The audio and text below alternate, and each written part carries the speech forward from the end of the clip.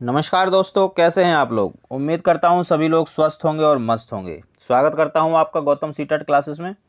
चलिए समय बर्बाद किए बिना आज की क्लास स्टार्ट करते हैं। आज की जो क्लास होगी उसमें चाइल्ड डेवलपमेंट एंड पैडा के क्वेश्चन नंबर 61 से 75 तक डिस्कस किए जाएंगे। और ये पैडा की CD एंड पैडा की 5th क्लास है, 5वीं क्लास है। अच्छा, मैं आप लोगों से एक अनुरोध ये करना चाहूँगा कि जब आप तैयारी कर रहे हैं सीटेट की, तो उसको ना थोड़ा सा एक तो कंसंट्रेट होकर करिए। और दूसरा काम आप क्या करना है कि मेरे जो वीडियोज है ना वो सीरियल वाइज देखो। सीरियल वाइज यानी कि पहले क्लास 1 देखना, फिर 2, फिर 3, फिर 4, 5 ऐसे ऐसे करके आगे देखते जाओ। तो इससे आपको फ़ायदा क्या होगी, जो चीज़ें मैं समझाता हूँ वो ना आपको बिल्कुल क्लियर होती चली जाएंगी कि ये भाई नेगेटिव नेगेटिव क्यों है, पॉजिटिव पॉजिटिव क्यों है। ये सब चीज़ें आपको समझ में आएंगी और आप बिल्कुल आसानी से, बिल्कुल नया तरीका है ये, और आसानी से आप आंसर तक पहुँच जाएंगे। जो 90 नंबर की CD और पैडा होती है उसमें से 85 नंबर आपके कहीं ना कहीं जरूर आएंगे। चलिए आज क्लास स्टार्ट करते हैं। क्वेश्चन नंबर 61 उन बच्चों के लिए जिनके पास PDF है, और जिनके पास PDF नहीं है मैं कहता हूँ आप PDF मंगवा लो। और जैसे जैसे मैं यहाँ बताता हूँ वैसे वैसे आप उस PDF पे वर्क कीजिए। जो वर्बली चीज़ बताता हूँ मैं थ्योरी, उसको आप लिखिए, वो आपके नोट्स तैयार हो जाएंगी। CTET का जो पेपर है उसमें आपको ज़्यादा थ्योरी पढ़ने की ज़रूरत नहीं है, बहुत हल्के लेवल की थ्योरी आती है, उतनी मैं आपको वर्बली ही बता देता हूँ, बस आप उसको लिखते जाओ। अगर आपको डीप थ्योरी पढ़नी है, बिल्कुल किताबों के अंदर घुसना है, तो वो तब आप करना जब आप DSSB का एग्ज़ाम देने जाओ, क्योंकि वो पूछते हैं थ्योरी ढंग से। तो भाई थ्योरी तो आप पढ़ ही चुके हो वैसे, जब आपने कोर्स किया, डाइट का किया हो या B.Ed का, DL.Ed जो भी आपने किया है। तो अब आपको थोड़ा स्मार्टली सोचना है, और जो ये नेगेटिव और पॉजिटिव हैं ये आपको स्मार्टली सोचने पे के लिए तैयार करेंगे, और आप फिर आंसर को बड़े आराम से देख लोगे। चलिए स्टार्ट करते हैं। 61, कक्षा में जेंडर रूढ़िबद्धता से बचने के लिए एक शिक्षक को क्या करना चाहिए। भाई पॉजिटिव चीज़ करनी चाहिए। अच्छा, ये जेंडर रूढ़िबद्धता क्या होती है। जेंडर रूढ़िबद्धता का मतलब है कि किसी जेंडर के साथ आप कुछ चीज़ों को फिक्स कर दो। जैसे आपने देखा होगा हमारे समाज में क्या है कि वो जो लड़कियां वो घर के काम करती हैं, महिलाएं घर के काम करती हैं, घर देखती हैं, और जो पुरुष हैं वो बाहर जाते हैं कमाने के लिए। तो ये एक तरह की रूढ़िबद्धता है, ये एक परंपरा चली आ रही है कि भाई आदमी है तो वो ऐसे ही करेगा, औरत है तो ऐसे करेगा। आदमी जो है वो पैंट शर्ट पहनेगा, औरत है या लड़कियां हैं वो सूट सलवार पहनेंगी, साड़ी पहनेंगी। तो ये रूढ़िबद्धता है, यानी कि कपड़ों के साथ, जॉब के साथ, इंटरेस्ट के साथ किसी जेंडर को फिक्स कर देना, यही जो है जेंडर रूढ़िबद्धता होती है। इसको ख़त्म करना है। कैसे ख़त्म करेंगे, चलिए देखते हैं। लड़कों को जोखिम उठाने और निर्भीक बनने के लिए प्रोत्साहित करना। अब देखो, प्रोत्साहित करना तो वैसे पॉजिटिव होता है, लेकिन किस चीज़ के लिए। लड़कों से कह रहे भाई जोखिम उठाओ, निर्भीक बनो। क्यों भाई, लड़कियां नहीं बन सकती क्या निर्भीक, क्या वो जोखिम नहीं उठा सकती। यहाँ तो लड़के वैसे भी इसी चीज़ के लिए फेमस हैं और आप यही काम करवा रहे हो, तो ये तो नेगेटिव है, आप तो रूढ़िबद्धता फैला रहे हो। इसको नहीं करना है, तो ये नेगेटिव हो गया। अच्छा, दूसरा छोड़ो, तीसरा देखेंगे। अच्छी लड़की अच्छा लड़का कहकर शिक्षार्थियों के अच्छे कार्य की सराहना करना। देखिए, जब मैं इस सेंटेंस को पढ़ता हूँ तो इसमें मुझे कोई रूढ़िबद्धता तो नज़र आ नहीं रही है, तो इसको थोड़ा हम होल्ड पर डाल देते हैं। कुश्ती में भाग लेने के लिए लड़कियों को निरुत्साहित करना, ये जो निरुत्साहित करना होता है ये नेगेटिव होता है। अच्छा, दूसरी चीज़ देखिए कि कुश्ती में क्या सिर्फ लड़के ही भाग ले सकते हैं, लड़कियां नहीं ले सकती भाग। अगर आप ऐसा सोचते हैं तो आप रूढ़िबद्धता कर रहे हो, जबकि क्वेश्चन था कि रूढ़िबद्धता से बचना है। तो उसके लिए क्या करना है, दूसरा देखेंगे। लड़के और लड़कियों को एक साथ अपारंपरिक अपारंपरिक भूमिकाओं में रखना। अपारंपरिक का मतलब होता है कि जो आपकी परंपरा चली आ रही है उससे हट के सोचना। अब परंपरा क्या चली आ रही है कि भाई लड़के कुश्ती लड़ सकते हैं, लड़कियां नहीं लड़ सकती, ये परंपरा है, तो आपको अपारंपरिक करना है। तो ये जो अपारंपरिक वर्ड है ये पॉजिटिव होता है। तो देखिए, सिर्फ एक इस शब्द से आप सही आंसर पे पहुंच जाओगे। पॉजिटिव पूछ रहा था, पॉजिटिव क्या है, अपारंपरिक। इसको आप ध्यान रखो, ये इस तरह से नेगेटिव पॉजिटिव आपको आंसर की तरफ ले जाते हैं। Next question. विद्यालयों को किसके लिए व्यक्तिगत विभिन्नताओं को पूरा करना चाहिए। व्यक्तिगत विभिन्नताएं, इंडिविजुअल डिफरेंसेस, सभी में इंडिविजुअल डिफरेंसेस होते हैं। अगर एक ही माँ बाप के बच्चे हैं, चाहे अगर वो जुड़वा बच्चे भी हैं, तब भी उनके अंदर इंडिविजुअल डिफरेंसेस होंगे। किसी का कुछ इंटरेस्ट होगा, किसी का कुछ इंटरेस्ट होगा। दोनों जुड़वा बच्चे हैं, किसी को हो सकता है साइंस पसंद हो, किसी को मैथ पसंद हो, तो ये इंडिविजुअल डिफरेंसेस रहेंगे। इनको पूरा करने के लिए विद्यालय को क्या करना चाहिए, पॉजिटिव चीज़ करनी चाहिए। देखते हैं पॉजिटिव चीज़, देखिए कैसे मिलेगी हमें। पॉजिटिव पूछ रहा है, व्यक्तिगत शिक्षार्थियों को विशिष्ट होने की अनुभूति कराने के लिए, यानी कि जो इंडिविजुअल डिफरेंसेस हैं बच्चे के अंदर, तो उसको ये फील करवाओ कि बेटा आप विशिष्ट हो। चलो ठीक है, मे भी हो सकता है, होल्ड करते हैं पहले इसको। व्यक्तिगत शिक्षार्थियों के मध्य खाई को कम करने के लिए, यानी कि जो बच्चों के अंदर इंडिविजुअल डिफरेंसेस हैं उनके बीच में जो खाई है, जो गैप है, उसको भरने के लिए। ये खाई वाला गैप भरना, अगर ऐसा कोई सेंटेंस आए तो ये सेंटेंस जो है नेगेटिव होता है। क्यों होता है? क्योंकि जो इंडिविजुअल डिफरेंसेस हैं वो तो हमेशा रहेंगे ही रहेंगे, वो कभी ख़त्म नहीं हो सकते हैं, तो ये खाई कभी कम नहीं हो सकती, ये तो नेगेटिव है प्रॉपर। शिक्षार्थियों के निष्पादन यानी कि रिजल्ट और योग्यताओं को समान करने के लिए, ये पॉसिबल नहीं है। समान दो एक जैसे बच्चे समान नहीं हो सकते हैं, उनमें कुछ ना कुछ इंडिविजुअल डिफरेंसेस होंगे। अच्छा, अब यहाँ देखो, यह समझने के लिए, अच्छा अब इसमें एक वर्ड आया समझ, ये वर्ड है हमारा पॉजिटिव, के लिए क्या शिक्षार्थी सीखने के योग्य या अयोग्य हैं। मतलब जो इंडिविजुअल डिफरेंसेस होते हैं वो हमें इस लायक कर देते हैं, हम इस चीज़ को समझ जाते हैं कि कुछ विद्यार्थी तो सीख लेते हैं और कुछ नहीं सीख पाते हैं। क्यों? इसका मतलब ये है। अब देखो, अब हम फंसे पड़े हुए हैं कि आंसर है कौन सा। चलो ये तो नेगेटिव निकल आया था, ये भी नेगेटिव निकल आया था, अब ये दो पॉजिटिव हो गए, एक ये होल्ड पे चला गया और एक ये। अब हमें देखना आंसर कौन सा होगा। तो भाई जब आप ऐसे फंस जाओ 2 में, 3 में या चारों में, तो आपको क्या करना है, सबसे पहले आपको विस्तार देखना है। तो मैं पहला भी अगर पढ़ूं और चौथा भी पढ़ूं, मुझे विस्तार तो इसमें समझ में कहीं आ नहीं रहा है। दूसरी चीज़ आपको क्या देखनी है कि क्या मेरा बताया हुआ कोई पॉजिटिव वर्ड है। तो हाँ है, कौन सा है, समझ। आंख बंद करके आंसर कर दो, ये सीटेट का तरीका है, ये आंसर होगा आपका। इन्हीं शब्दों से आप सीटेट तक पहुंचेंगे और यही शब्द मेरे नेगेटिव और पॉजिटिव हैं। अगला क्वेश्चन, विकास के संबंध में निम्नलिखित में से कौन सा सार्थक तथ्य है। 63। देखिए, यह पूर्व अनुमान प्रारूप के अनुसार नहीं होता है, यानी क्या ये कहना चाह रहा है पहले में कि विकास का पहले से अनुमान नहीं लगाया जा सकता, लगाया जा सकता है, ये नेगेटिव है। ये विकास के सिद्धांत जब हम पढ़ेंगे तो मैं आपको पढ़ाऊंगा। थोड़ा सा इसमें ये बता देता हूँ कि देखो, विकास में ये होता है, अगर कोई बच्चा 1 महीने का है और वो सर उठाने लगे, तो हम ये कह सकते हैं कि भाई हम अनुमान लगा लेंगे कि ये जो है बच्चा 1 साल में चलने लगेगा, तो ये चीज़ गलत दे रखी है।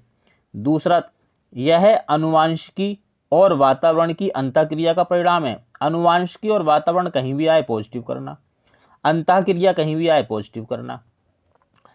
तीसरा देखेंगे, सभी व्यक्ति समान दर से विकास करते हैं। बिल्कुल भी नहीं। आपने भी देखा होगा अपने जीवन में, अपनी ज़िंदगी में, आपके घर में ही कुछ बच्चे होंगे तो वो समान, मान लो एक ही डेट पे 2 बच्चे पैदा हुए हैं, आप 1 साल बाद देखना, हो सकता है एक ज़्यादा लंबा हो, एक छोटा हो, एक मोटा हो सकता है, एक पतला हो सकता है। तो ये ऐसा नहीं है। विकास विशिष्ट से सामान्य की ओर अग्रसर होता है, जी नहीं, सामान्य से विशिष्ट की तरफ होता है। तो ये भी नेगेटिव, ये भी नेगेटिव, ये भी नेगेटिव। अब देखो 3 नेगेटिव है, 3 तो आंसर नहीं हो सकते, तो आंसर कौन सा होगा, पॉजिटिव। मान लो कभी ऐसा हो जाए क्वेश्चन में आपको समझ में नहीं आएगी पॉजिटिव पूछ रहा है नेगेटिव, तो ऐसे भी आंसर निकालना। हालांकि ये जो क्वेश्चन है, विकास के संबंध में निम्नलिखित में से कौन सा सार्थक तथ्य है, सार्थक वही होगा जो पॉजिटिव होगा। पॉजिटिव क्या है, अनुवांशिकी और वातावरण कहीं साथ साथ आए पॉजिटिव, अंतःक्रिया, अन्योन्य क्रिया, परस्पर क्रिया, सक्रिय क्रिया कहीं भी आए पॉजिटिव आंसर। ये देखिए, निम्न में से थॉर्नडाइक के अधिगम के प्राथमिक नियमों में शामिल नहीं है, यानी कि जो थॉर्नडाइक का प्राथमिक नियम नहीं है। तो देखिए, थॉर्नडाइक ने 2 तरह के नियम दिए, एक तो दिए प्राथमिक और एक दिए गौण। प्राथमिक नियम इन्होंने 3 दिए थे और गौण 5 दिए थे। तो अब ये पूछ रहा है कि इनमें से 3 तो हैं प्राथमिक और एक गौण है, जो गौण है वो बताना है। तो देखिए, मैं आपको आज एक ऐसी ट्रिक बताता हूँ, बहुत मस्त ट्रिक है, जिससे आपको ये याद हो जाएगा कि थॉर्नडाइक ने कौन से 3 प्राथमिक नियम दिए। अगर आपको पता हो कि 3 प्राथमिक नियम कौन से हैं तो आप आंसर निकाल सकते हैं। देखो, आपको प्रभात लिखना तो आता होगा, प्रभात ऐसे लिखा जाता है, तो इसको लिखने का थोड़ा तरीका बदल लो, इसको ऐसे लिखना सीख लो, प्रभात। ये लो भाई, अभी भी ऐसा ही लिखा हुआ है, यहाँ आका डंडा था, यहाँ हमने इसको अलग कर दिया।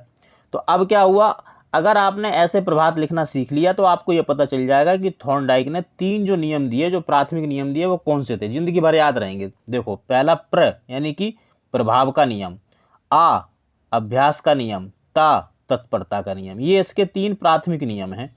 तो भाई ये प्राथमिक नियम है, ये जो बचा यही गौण नियम है, यही आंसर है। यह विचारधारा कि सभी बच्चों को एक नियमित विद्यालय में व्यवस्था के समान शिक्षा व्यवस्था में समान शिक्षा प्राप्त करने का अधिकार हो। ये कौन सी विचारधारा है? तो देखो ये तो सीधा सीधा आंसर है समावेशी शिक्षा। समावेशी शिक्षा एनसीएफ 2005 ने इसको प्रस्तावित किया था और 2009 में जब आरटीई आया था act, RTE right to education act, इसने इसको पारित कर दिया था और 1 अप्रैल 2010 से ये क्लासों में लागू हो गया था और अभी भी चल रहा है। समावेशी शिक्षा का मतलब है कि नॉर्मल बच्चा और डिसेबल बच्चा दोनों एक ही स्कूल में, एक ही क्लास में, एक ही टीचर के द्वारा पढ़ेंगे। ये समावेशी शिक्षा है। और जो बच्चा डिसेबल है उसको अगर कोई प्रॉब्लम है तो उसके लिए जो मेडिकल जो उसको हेल्प है वो स्कूल के अंदर ही दी जाएगी। आगे चलेंगे। निम्नलिखित में से कौन सी अधिगम की मुख्य प्रक्रिया नहीं है जिसके द्वारा सार्थक अधिगम घटित होता है? नहीं है मतलब नेगेटिव पूछ रहा है, तो चलिए चलते हैं। अन्वेषण एवं पारस्परिक क्रिया। अन्वेषण पॉजिटिव, पारस्परिक क्रिया पॉजिटिव। कंठस्थीकरण नेगेटिव, स्मरण नेगेटिव। पुनरावृत्ति नेगेटिव, अभ्यास नेगेटिव। निर्देशन और संचालन, मैं ना तो इन दोनों में से किसी को ना तो नेगेटिव कहता हूँ ना पॉजिटिव, इसको होल्ड कर दो। अब देखिए क्या पूछ रहा है, वो नेगेटिव पूछ रहा है। अब नेगेटिव क्या क्या है, एक तो ये नेगेटिव है, ये नेगेटिव है। अब इनमें से आपको ये देखना पड़ेगा कि ज़्यादा नेगेटिव कौन सा है। तो भाई सुन लो, स्मरण करना, याद करना, कंठस्थीकरण करना, सुनाना, दोहराना, नकल मारना, ये सबसे ज़्यादा नेगेटिव हैं। तो इसको आंसर कर दो। देखो कितनी जल्दी मिल गया। नेगेटिव पॉजिटिव ये एक प्रॉपर थ्योरी का निचोड़ है, कोई तुक्का नहीं है, इस चीज़ को समझ लो। इसलिए आप मेरी बात पे भरोसा करो और इसी तरह से सीटेट को के लिए तैयारी करो, आपका 102% क्लियर होगा। 67 देखिए, ये भाई इनके जोड़े बनाने। तो जो प्रतिभाशाली बच्चा होता है, इसका मैं आपको ना आंसर ही बताता हूँ। इसका आंसर थर्ड है। ये प्रतिभाशाली बच्चा, अधिगम आवश्यकता, सृजनात्मकता, अवधान की कमी। तो ये थोड़ा सा जब हम बुद्धि के बारे में पढ़ेंगे तो इसको हम डिटेल में समझाएंगे। फिलहाल इसको आप मैच करके देख लेना और इनकी विशेषताएं लिख लेना, ये ऐसे ही हो जाएगा। अगला देखेंगे। बच्चे प्रभावी रूप से सीखते हैं जब, कब सीखेंगे? जब कोई पॉजिटिव काम होगा। चलिए इधर से पढ़ते हैं। वे श्यामपट पर अध्यापक के द्वारा लिखे गए उत्तरों की नकल करते हैं। श्यामपट नेगेटिव, प्रश्न उत्तर कहीं आए नेगेटिव, नकल करना नेगेटिव। तीसरा देखो, वे पाठ्यपुस्तक में दिए गए तथ्यों को याद करते हैं। याद करना नेगेटिव, पाठ्यपुस्तक नेगेटिव। दूसरा देखो, शिक्षक कक्षा में होने वाली सभी घटनाओं व बच्चों को पूर्ण रूप से नियंत्रित करें। नियंत्रित करना, कंट्रोल करना, ये भी नेगेटिव। देखो ये जो डंडा लगाता हूँ जिस वर्ड के नीचे, वो नेगेटिव का डंडा है। अब पॉजिटिव का निशान कौन सा है? पहला देखेंगे, वे विभिन्न पॉजिटिव गतिविधियों एवं कार्यों में सक्रिय रूप से भाग लेते हैं, सक्रिय पॉजिटिव। अब विभिन्न देखो क्यों पॉजिटिव है, विभिन्न गतिविधियां हो रही हैं, अलग अलग गतिविधियां हो रही हैं, तो सभी बच्चों की आवश्यकताओं की पूर्ति हो रही है। सक्रिय क्यों पॉजिटिव? सक्रिय इसलिए पॉजिटिव कि बच्चा खुद उसमें एक्टिव है। जब वो खुद एक्टिव है तो अपनी सारी जो उसकी इंद्रियां उसमें लगी हुई हैं, वो ज़्यादा से ज़्यादा सीख रहा है, इसलिए पॉजिटिव है। पॉजिटिव ही वो पूछ रहा था आंसर। देखो ये सारे के सारे क्वेश्चन सीटेट के हैं और सीटेट के क्वेश्चनों की यही प्रकृति है, नेगेटिव और पॉजिटिव। बाकी अगर आप और उसकी प्रकृति समझना चाहते हो तो आप चैनल में जाना, वहाँ पे एक वीडियो पड़ा हुआ है, नेचर ऑफ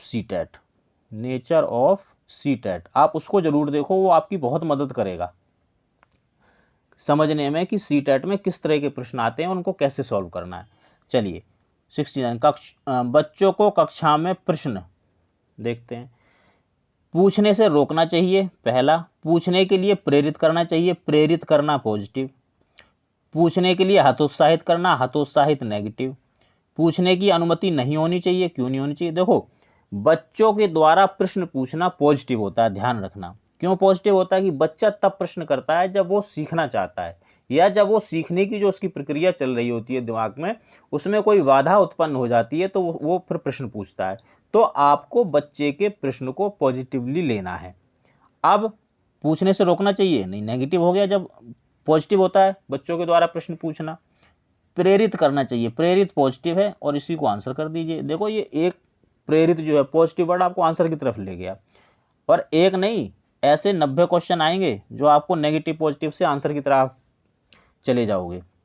70, संरचनात्मक दृष्टिकोण के अनुसार अधिगम क्या है? देखो वैसे अधिगम क्या है, जर्नली आप पहला पढ़ेंगे, अनुभव के परिणाम के रूप में व्यवहार में एक परिवर्तन की प्रक्रिया। ये अनुभव, ये जो है अधिगम की परिभाषा है। लेकिन वो अधिगम की परिभाषा नहीं पूछ रहा है, वो कह रहा है कि जो संरचनात्मक दृष्टिकोण है उसके हिसाब से अधिगम क्या है। तो भाई अब ये तो हो नहीं सकती, क्योंकि उसने अधिगम की परिभाषा नहीं पूछी, उसने इस दृष्टिकोण से पूछी है। तो चलो देखो कुछ पॉजिटिव ही होगा, देखते हैं। नीचे से देखो, जानकारी के अर्जन की प्रक्रिया, अर्जन करना देखो पॉजिटिव होता है। तीसरा देखें, एक निष्क्रिय एवं व्यक्तिपरक प्रक्रिया, निष्क्रिय नेगेटिव, तो इसको तो हटा दो। एक सक्रिय और सामाजिक प्रक्रिया, अब देखो एक तो इसमें पॉजिटिव और एक इसमें पॉजिटिव है, तो अब क्या करेंगे हम, ये देखेंगे विस्तार कहाँ ज़्यादा है। अर्जन करना पॉजिटिव, अब अर्जन हम करते कहाँ से हैं, अरे समाज में से ही तो करते हैं। तो ये जो सारी की सारी चीज़ें बाकी हैं जो पॉजिटिव हैं, ये पॉजिटिव और ये पॉजिटिव है, समाज के अंदर सारी चीज़ें आ गई। जब आप 2 में 3 में या 4 में फंस जाओ कि भाई ये तो चारों आंसर लग रहे हैं, तीनों लग रहे हैं, 2 लग रहे हैं आंसर, तो आप क्या देखेंगे, सबसे पहले विस्तारित चीज़ क्या है। तो अब इसमें देखो क्या है, सामाजिक प्रक्रिया है, विस्तारित चीज़ है, और सक्रिय, ये मेरा पॉजिटिव वर्ड है, ये भी आ गया, तो यही आंसर होगा। हालांकि अर्जन भी पॉजिटिव है, लेकिन अर्जन बच्चा कहाँ करेगा, समाज में ही तो करेगा। तो ये वाला जो ऑप्शन है ये ऑलरेडी सेकंड में इंक्लूड है। और सीटेट में क्या होता है कि आपको जो बेस्ट ऑप्शन जो होगा ना उसको चूज करना पड़ेगा। तो बेस्ट ऑप्शन तक पहुंचने के लिए आपको मेरे जो नेगेटिव पॉजिटिव हैं बहुत ज़्यादा मदद करेंगे, आप इन पर ध्यान दो। जब शिक्षक को विद्यार्थियों एवं उनकी योग्यताओं के बारे में सकारात्मक विश्वास होता है, तब विद्यार्थी क्या करेंगे भाई, सकारात्मक, वो अपने आप ही कह रहा है क्या, पॉजिटिव बताओ। किसी भी रूप में प्रभावित नहीं होंगे, यहाँ तो कुछ नहीं हुआ, ये तो नल एंड वॉइड हो गया, तो इसको हम होल्ड पे रखेंगे। सीखने के लिए उत्सुक पॉजिटिव एवं प्रेरित रहते हैं, प्रेरित पॉजिटिव। निश्चिंत हो जाते हैं तथा सीखने के लिए किसी भी तरह का प्रयास करना बंद कर देते हैं। अगर बच्चा प्रयास करना बंद कर देगा सीखने के लिए, तो भाई मेरे हिसाब से ये चीज़ पॉजिटिव तो हो ही नहीं सकती, ये तो चीज़ हो गई नेगेटिव। चौथा देखेंगे, का उत्साह भंग हो जाता तथा वे दबाव में आ जाते हैं। वर्ड आएगा भंग नेगेटिव, दबाव नेगेटिव। पूछ क्या रहा था, पॉजिटिव। अब पॉजिटिव वाले देखो गोले कहाँ हैं, दूसरे में, इसको आंसर कर दो, यही आंसर होगा। This is the best answer, best option. बच्चों की गलतियां, तो मैं क्या कहते हैं, ऑप्शन पढ़ने से पहले बच्चों की गलतियों के बारे में बता देता हूँ। आपको बच्चे की गलतियों को अपनाना है। बच्चा तभी गलती करता है जब वो कुछ सीख रहा होता है।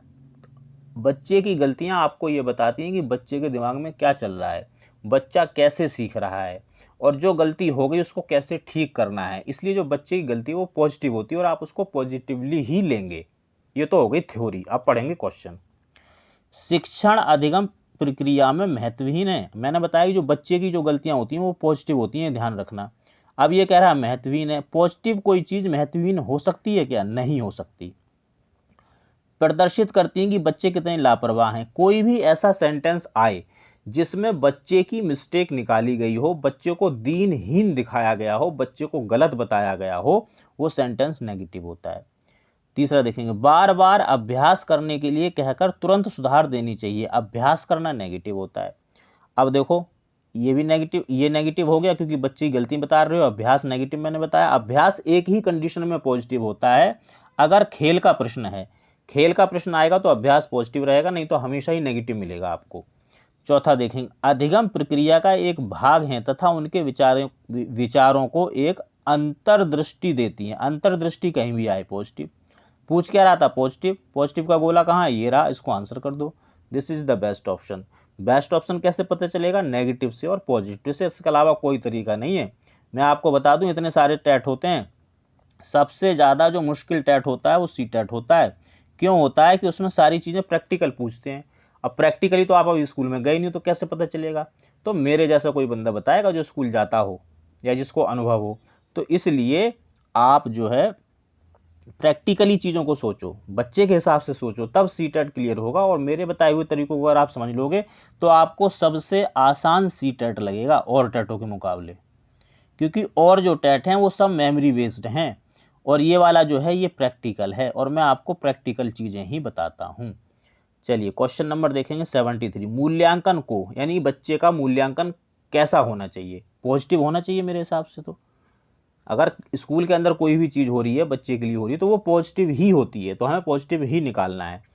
यहाँ से चलते हैं, वस्तुनिष्ठ प्रकार के लिखित कार्यों पर आधारित होना चाहिए। वस्तुनिष्ठ प्रकार, ऑब्जेक्टिव, एक चीज़ को ये बोल रहा है तो एक चीज़ पे इसने आपको बाउंड कर दिया, और जो चीज़ आपको बाउंड करे वो नेगेटिव।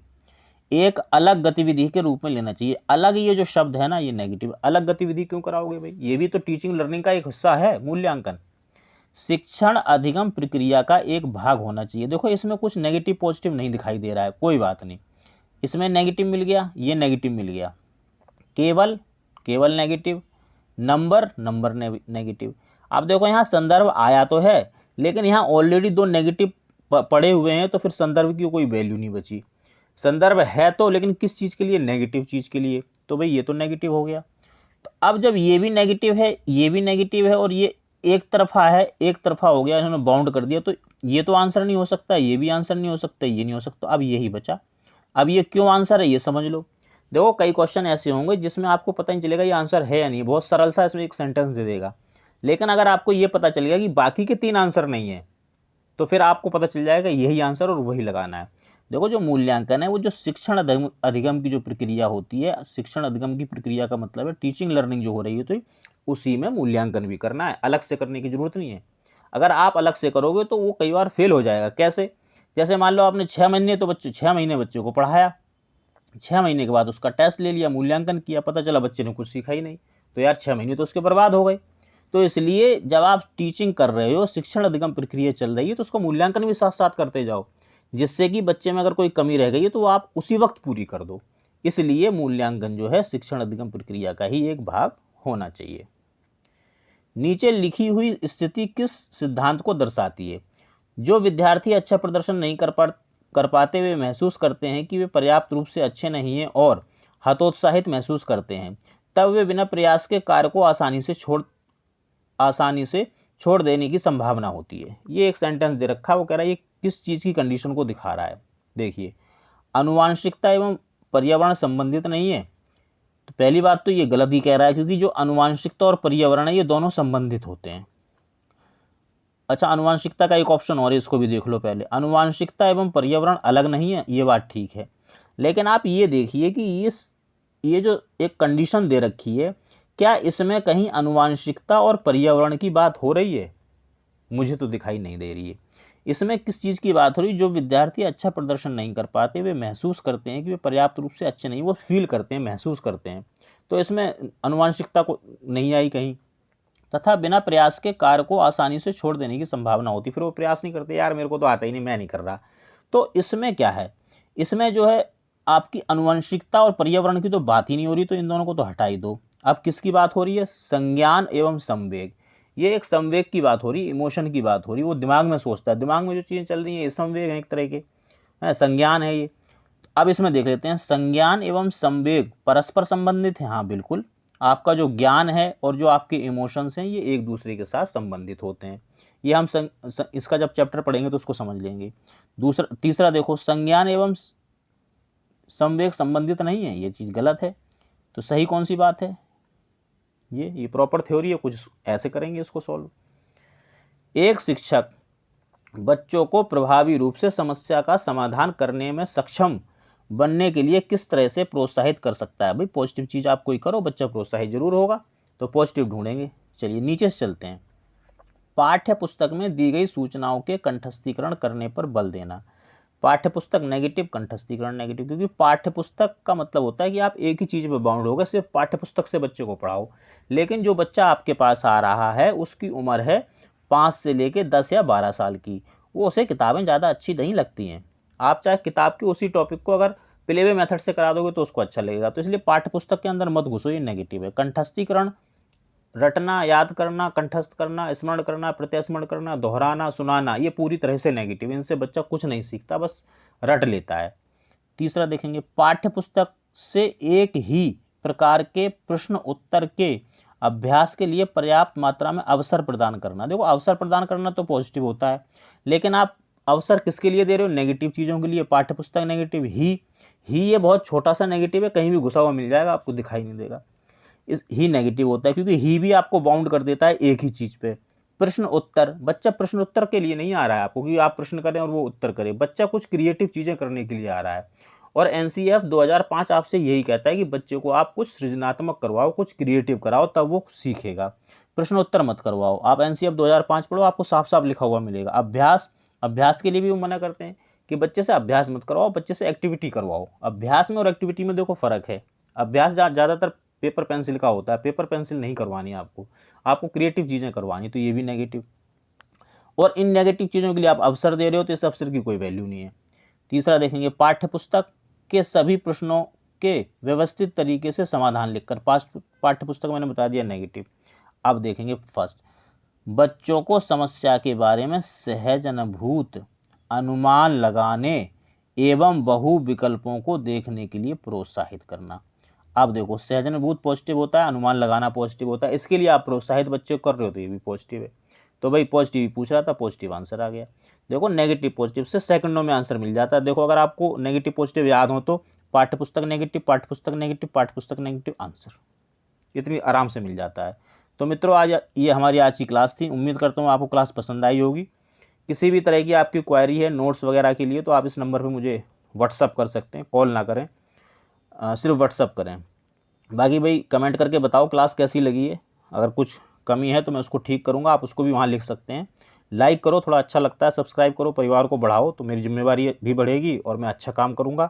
शेयर करो और लोगों का भी भला हो, और सीटेट की तैयारी करते रहो क्योंकि पेपर आने ही वाला है, ये समझ लो। अब आप बहुत जल्दी आपके पास नोटिफिकेशन आने वाला है। आज क्लास यहीं ख़त्म करते हैं, अगली क्लास में मिलेंगे। जय हिंद, जय शिक्षक।